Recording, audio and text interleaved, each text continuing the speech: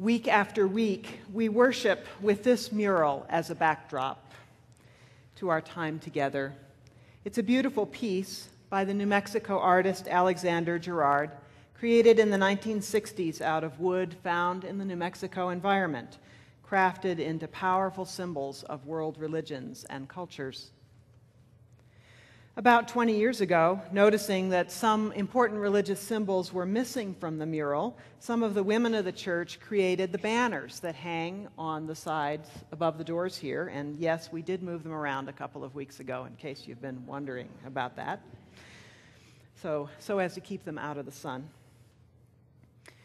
We added feminine symbols, pagan, scientific, and nature-oriented, and Native American symbols to our life together. And 2 years ago, after a couple of episodes of the TV series Crash were filmed in the sanctuary, the movie company left us with banners they'd created for the filming purposes, and we hung them on the back windows. That's where those came from. We are surrounded, therefore, by a variety of very powerful images. They remind us week after week of the marvelous variety of religious insights which are a part of the human repertoire. They call us to look for the beauty in all religious truths, and they call us to delve deeply into our own faith and insights. They remind us to be tolerant of others and to be humble in our own expressions of what is important to us. This mural, as much as our chalice, is the symbol of who we are. And because we want to walk our talk, we periodically remind ourselves of what some of the wisdom of those faiths is and how we as Unitarian Universalists can relate to it. This year, our children are spending a month of their Sunday school time on each of 9 different religious faith traditions, and we adults are going to follow along with sermons. Today, we're having a quick look at Buddhism. We're going to do this via the 2 Buddhist symbols that we have on our mural: the lotus blossom, the Padme, down here at the bottom, and the wheel, the Dharma chakra, which is over on the side. That represents Buddhism's eightfold path. Buddhism and Unitarian Universalism actually have very close ties. As a matter of fact, the first Buddhist texts published in this nation were in the Transcendentalist journal, The Dial, published in 1844. Ralph Waldo Emerson, Henry David Thoreau, and other Unitarian Transcendentalists came in contact with them and were noticeably influenced by them. In the 20th century, Unitarian humanists made common cause with Buddhism because neither Buddhism nor humanism require belief in a deity. Buddhism has saved many a humanist or atheist's discussion or court case with those who believe that any religion worth being a religion has to have a God. Because most Americans, no matter how devout they are in their own faith, think of Buddhism as a real religion, and so they have had to expand their own definitions of religions in ways that have been very beneficial to humanists, atheists, and agnostics. Finally, there are more than a few UUs who practice Buddhism in one way or another, find themselves attracted to the Buddhist ways of being spiritual, somewhere between 2 and 25%, depending on what question you ask. Included in that group are people who would say definitely that they are Buddhists, but because the Buddhist religious groups in this nation are mostly for adults and mostly fairly narrowly focused on meditation, Buddhists who want religious education for their children, or a community of care and concern for themselves, or an opportunity to join with others to make the world a better place, often join Unitarian Universalist churches, knowing that their children will be given a broad and respectful religious education and that their own practices will be honored. There's a special interest group of Buddhists within the UUA called the Buddhist UU Fellowship that has a website, sponsors retreats, it gives suggestions for reading, and so on. You might want to check that out. There are also several UU ministers who are also Buddhist religious leaders. Perhaps you'll remember that our first intern, Meredith Garman, had aspirations to double religious leadership in that way. You probably are not aware that one of the children of our church, Jerry Prindiville, is a Buddhist Lama, having studied Tibetan Buddhism now for about 15 years, and he lives in Nepal. There are a couple of Buddhist practice and study groups that meet here at the church. We have ties. And so I think that many of you know, probably most of you know, that Buddhism was founded by a man, a prince named Siddhartha Gautama, who became known as the Buddha, the Enlightened One. You probably know that Buddhism is a reform movement of Hinduism, that it has as many forms and formats and denominations as Christianity does, and that it has as many, and they range all the way from the austere and intellectual Zen Buddhism to the highly theological and visually and emotionally rich Tibetan Buddhism. You may also know that the teachings of the Buddha involved the inevitability of suffering and a way to end that suffering. That English word suffering, which is almost always the word used, it does not quite capture, it seems to me, what the Buddha was talking about. Because we mostly use the word suffering to talk either about physical pain or emotional grief. And neither of those are inevitable in life. It is possible to be very lucky and miss them both. But more importantly, when injury or illness happen and physical pain is the result, or when loss happens and grief is the result, human beings feel pain no matter what, their philosophy and their practice. So a better word to describe the Buddha's insight might be anguish rather than suffering. Anguish is that purely emotional response to the losses and lacks of life. Anguish being made up of emotions like anger, envy, grief, disgust, self-loathing, and so on. Those emotions are a part of every human life, and they are very painful and destructive. They cloud the good parts of our lives, and they make the hard times even harder. We have an intuition that it shouldn't be that way, but most of us are mostly at the mercy of our misery. The insight of the Buddha was that anguish is caused by our attachments to things, to people, to life itself, to the way we think things should be and aren't, or our desire that they be some other way than they are.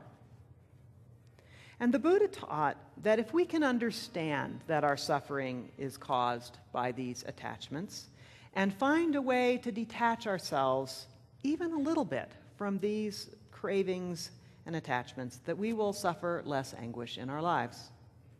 And therefore he taught a set of techniques, a way, a practice, which results in a little more detachment and a little less anguish. The Buddha experienced what all religious teachers experience, that the fresh insight calcifies into dogmas and prescribed rituals and religious leaders and special costumes, and that probably happens because most people seem to need the trappings to get anywhere on the core insights. But the core insights of Buddhism don't have much to do with the trappings. We Unitarian Universalists, with our emphasis on universal truths and unifying insights, will stick to the core as best we can. As I read and practice and listen, I find several pieces of insight and practice from Buddhism which I think are central. And I'll talk about them using these two Buddhist icons on our mural, the lotus and the wheel. Lotus flowers are a part of the Indian landscape. They are amazingly beautiful flowers, and they have strong and symbolic ties to many Asian religions throughout India. The lotus flower, you see, starts as some tiny little seed or rhizome at the bottom of a pond, living in the mud and the muck. And it slowly grows upwards towards the water, continually moving towards the light. Once the lotus flower comes to the surface of the water, the lotus begins to blossom. It turns into a beautiful flower. Within Hinduism and Buddhism, the lotus flower has become a symbol for awakening to the spiritual reality of life. It's a symbol of the drive that is within us all to grow and thrive, no matter how difficult and painful our circumstances, no matter how muddy our thoughts and lives can be. It's a symbol of how something beautiful can come into the world. The lotus is a symbol, for instance, of you. A wise, peaceful, enlightened person. Out of the muck that is all of our lives might come something headed for the light. It's the way we're made. It's the way things are supposed to be. Buddhism says that life is for making this kind of progress. The second Buddhist symbol on our mural is the 8-spoked wheel. It's called in Sanskrit the Dharma Chakra, or the center of the Dharma being the teachings. The Dharma, the teachings, the practice which the Buddhists prescribed as the way to end our anguish. This practice has several important parts, 8 to be exact, 8 divided into 3 subcategories. The first 2 spokes, the top one and the one that's about 130 or so there, or 2, those are the spokes of wisdom. The first, the one sticking straight up, is the spoke of right understanding, our attitude or stance towards the world. If we believe that life is supposed to be a bowl of cherries, for instance, we are handicapped in our spiritual quest from the get-go. We must begin by being wiser than that. Right understanding involves waking up from the denial that we are so often in. For instance, most of us live our day-to-day lives as if we were immortal, as if our lives, more or less the way they are right now, were going to last forever. The more we've cultivated that kind of thought in ourselves, the more difficult it is when illness or accident happens. The more we have cultivated right understanding, on the other hand, the more in touch we will be with reality, and the more we will therefore be able to take in stride the changes that happen in our lives. Right understanding accords with the you focus on the rational mind. Living in the world as it really is, and not as we wish it were, is very important to us. For Buddhists, it's both the beginning and the end of the practice wheel which brings enlightenment.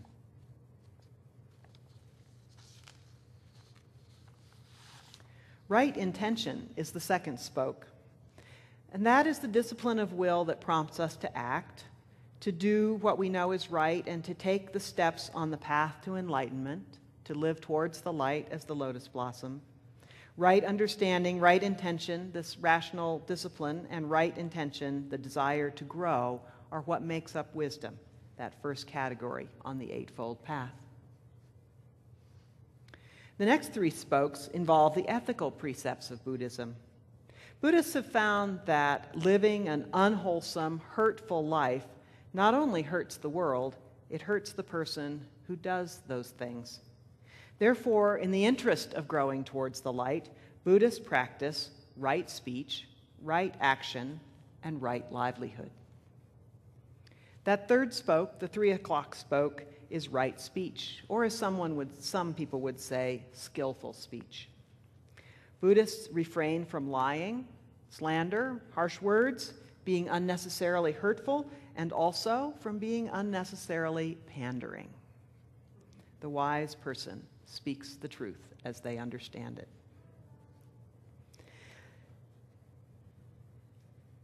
The next spoke is the spoke of right action, and classically involves in Buddhism abstaining from killing, stealing, sexual misconduct, and intoxicants. But these prohibitions tend to be seen as broad categories, which boil down in the end to taking what is not given to us. And they are fleshed out in each culture in different ways. So, for instance, many American Buddhists talk not only about not using intoxicants, but about not eating too much. Right livelihood is the 5th spoke. This has to do with how we earn our living and how we act in the world. Buddhists traditionally don't work around weapons, They don't work at or profit from slavery, prostitution, breeding animals for slaughter, or the manufacture and sale of intoxicants and poisons. Issues of right action and right livelihood involve both our jobs and our investments, and it's pretty complicated sometimes. Right speech, right action, and right livelihood together, though, make up the spiritual practice of good conduct, which is important in Buddhism. And the final three spokes around the wheel involve the practice of meditation specifically, but also the Buddhist practitioners living in the world. Right effort, the fifth spoke, involves sticking to the path. In meditation, it involves that hard work of staying with the feelings that arise, even if they are painful, sitting with them until they go away, reminding oneself that these are just feelings. How interesting it is that I am feeling this way again today, after so many days. I breathe in, I breathe out. The meditator gets better at this if they stick at it, if they indulge themselves in that right effort. And that brings the same quality of effort into our day-to-day life. The person in the car next to me has done something really stupid. Lucky for us, no harm done. Anger, no need to be angry. The world is full of unskillful people. I breathe in, I breathe out. Try it. Right mindfulness is the focus we bring to life as it really is, moment by moment, recognizing by being here now and able to recognize, because we have noticed this in our meditation, how our minds tend to toy with reality. And right concentration is the practice of focus. That helps us to control the rising and falling of our thoughts and feelings, which are not us. They're just our thoughts and feelings. There are many ways to develop focus. Athletes and artists must develop this important quality, for instance. Buddhists develop it through meditative exercises. Those exercises allow the practitioner to bring that focus into the rest of their lives. As those of you who have practiced meditation know, it's hard work to focus, to continue that focus even when discomforts arise, to be mindful all of the silly and embarrassing nonsense that goes on in our heads and just let it go, to recognize how we fool ourselves, and so on. Most people who meditate find that the meditation practice itself is anything but peaceful. But they continue to do it because it has a positive effect in their lives. We have long known that meditation does good things to blood pressure and heart rate. We've also discovered that it really does change your brain. Meditators have more gray matter, and that deteriorates less with age, and apparently more neural connections between key brain structures, which seem to correlate with what meditators say their experience is. By trial and error, the Buddhists have throughout the ages found a set of exercises and practices which really do add to a sense of peacefulness in the world and an ability to live in the world as it really is. The Dharma chakra is a wheel, and that means one can start on any of these areas of practice and move around, coming at the central goal, which is less anguish and more peacefulness, from several directions. It also means the practice is never done. You keep meditating, practicing, reasoning, learning, and acting ethically all through your life, presumably gaining more skills each time the wheel turns. There are important similarities between Buddhism and our faith. Buddha's dharma or law is quite fluid. It's not a doctrine such as the Christians have established. It is not one right way to believe. Nor is it a scripture to be worshipped and argued over, such as the Jews have. Although there are distinct schools of Buddhism, and no doubt adherents of those schools who believe that their style really is the correct one, there is not the sectarian squabbling or violence in the Buddhist family that one sees in Islam, Christianity, and to a lesser extent in other religions. Buddhists, like you use, have mostly managed to have both a core story and core teachings, and to not get all bent out of shape about the variations, the interpretations, and the deviations. This openness and generosity, this basic liberalism of Buddhism, can be contributed to the Buddha himself, who told his followers over and over to think for themselves, to be ye lamps unto yourselves. Be your own confidence. Hold to the truth within yourself as to the only lamp. And this resonates powerfully with Unitarian Universalism, for we also believe that each person must look within to find their own truth. The way we put it is, we put our faith in you. Just lately, the Dalai Lama is said to have remarked to a Christian group that he had no desire for these people to become Buddhists. What he hoped for was that they would be able to use Buddhism to become better Christians. That's another kind of liberalism, which is foreign to most Western religions. And I'm sure if he'd been speaking to us, he would have said the same thing. How can we use Buddhism to become better Unitarian Universalists? Which is to say, perhaps wiser, more compassionate, more deeply connected to our inner selves, each other, and our world. So in thinking about that, I want to first remind you of that beautiful lotus flower, growing sturdily in the murky water, propelled by its own inner map and its own inner drive. That's you. Beautiful, powerful. And what are you doing in your life to increase your understanding, your compassion, your ability to focus, your willingness to do right? Well, here you are in church. That's one thing. Buddhism and Unitarian Universalism both tell us that our religious development is important and it's lifelong. And the Dharma Chakra, the wheel of the Eightfold Path, reminds us that our religious life has many facets and that we want a balance. We can be as ethical as the day is long, but if we have no spiritual practice, our wheel is going to be lopsided. The Buddhists have the world's best understanding of the dynamics of meditation. That's one reason monks and nuns from all over Christendom have studied Buddhist meditation. Buddhism offers many kinds of practices, from the austerities of insight meditation to the riddles of Zen to the devotional practices of Tibetan Buddhism. Unitarian Universalism also has practices which are part of our Dharma, our tradition. We read for insight. We journal for inner wisdom. We walk in nature for peace and connection. But we don't emphasize them the way Buddhism does. And you know, the Buddhists are probably right in this matter. And writing this sermon has helped me realize that our church needs to do more to teach and give you opportunities to practice these important techniques and find the ones that work the best for you. I welcome your thoughts on that endeavor as we continue to grow together in wisdom, compassion, and ethical living.